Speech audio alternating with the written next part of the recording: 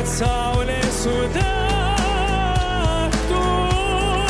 Su Pauliumi Bagdanavičiumi ir jo sutuoktinė Lina susitikome jų namuose Vilniuje. Ir išsyk įsitikinome, kad jų šeimoje liūdna nebūna. Ir viskas dėl tvarkos. Paulius atskleidžia, kad Linos savybė viską idealiai sutvarkyti jį gerokai išmušdavo iš vėžių.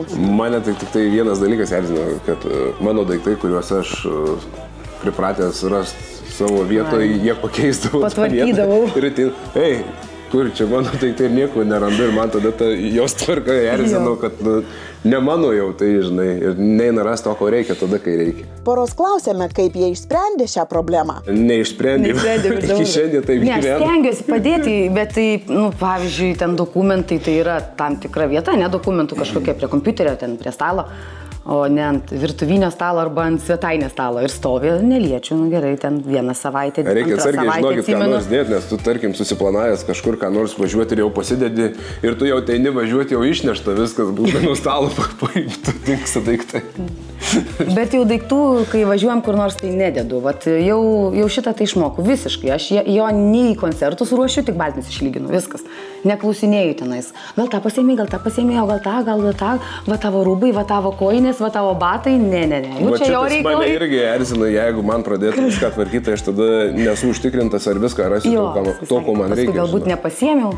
Tai aš net ir sakau, tu nieko nedėk, nieko neklaus, kažko atsakau, susidėsiu, tai žinau ramiai, kad aš to, ko man reikia, aš būsiu pasirūpinęs ir susidėjęs. Akivaizdu, kad sutuoktiniai aiškiai pasiskirstė atsakomybės. Šiaip mėgstu tvarką, tai Paulius gan tvarkingas, sakyčiau. Bet ne visada ir ne visada. Atsimenu, kai dulkės pas tave valiau bute. O šiaip jis labai valgyt daro skaniai visada. Jau kas, jau man, jeigu aš tvarkausi, bet jisai valgyt jau padarys jokių problemų. Po valgio gamybos lieka ko? Neplautų lėkščių. Kas tada? Einu iš paskos kartais, kai daro valgyti. Iki turbūt buvimo su žmona, tai būdavo taip, kad gal ir per naktį palikčiau kai kuriuos bliūdus, bet dabar žinau, kad jeigu bus nesutvarkyta virtuvė, tai bus klausimų daug užduoti.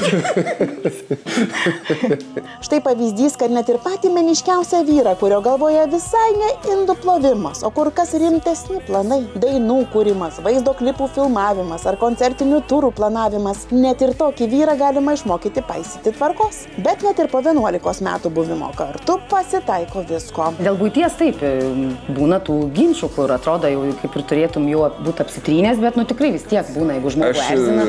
Tokią savybę Linos pastebėjęs esu, kad jinai geriau kažkur pavėluos, dar kažką, bet jinai išvažiuos išeis iš namų, dulkės neliks namie, bus viskas sutvarkyta, surinkta. Ta prasme, jinai yra tokio būdo žmogus, kad jinai pirmą eina namus su tvarku, tada tik tai eina kažkur važiuoti ar kažką daryti. Ta prasme, viskas turi būti pasiečiai. Tai mes gyvename. Mane tas erzina, nes dėl to dažnai vėluojam. Nebūtinai dulkės ten nuvalau, bet jau daiktus mėgstu taip biškai aprengti, kad aš kai grįžtu namo, kad man kažkaip tais malonu, kai aš grįžtu namo į tvarkingus namus, o ne kad grįžtu po kelionės kokios ir dar į tvarkytus namus. Ne. Vienas kitą palaikydami, jiedu prisijaukino ir rūšiavimą. Kai prasidėjo tas pats rūšiavimas, tai truputį buvo sunku tai persilaužti, nes atrodo pripratęs kažkaip dėti į bendrą. Dar būdavo kartais išimu, kažkas įmetė išimu. Taip ir perdedu, kas čia įdėjo, negalima. Bet dabar tai jau kažkaip pripratom ir vaikai priprato ir jau žino, kad plastikas čia, tara ir buitinės atliekos. Formuojasi kultūra rūšiavimo. Taip, labai tikrai. Ir tas šiukšlinimas tiesiog mes labai su Pauliumi irgi pikti, kai pamatom ten ar padangas kokias išmestas arba šiukšlės, tai mes kažkaip... Aš kitą kartą einu pamatau gatvį ir pakeliu ir išmetu. Taip. Man tas dalykas nepriimtina, kad eini ir šiais laikais kažkur mėtosi kažkokios šiukšlės ir panašiai. Bet dabar Lietuvoje tai tikrai labai mažai mėtosi šiukšlių.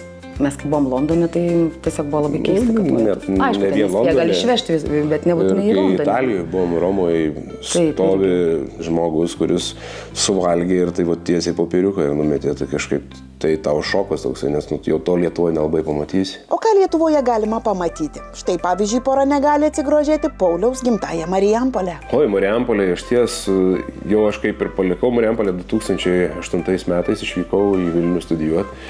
Tai jau tada Marijampolė buvo labai pasikeitęs miestas nuo tos, kuri buvo po sovietinė Marijampolė, o šiandienai parvykus, tai švarus, tvarkingas, gražus miestas Marijampolė yra. Iš ties labai net įvertina, ir žmonos tėvai buvo užsukę aplankyti Marijampolę, kadangi ten mano tėviškė, tai jie irgi buvo nustebę ir sakė, kad tikrai iš ties nedidelis gražus miestas.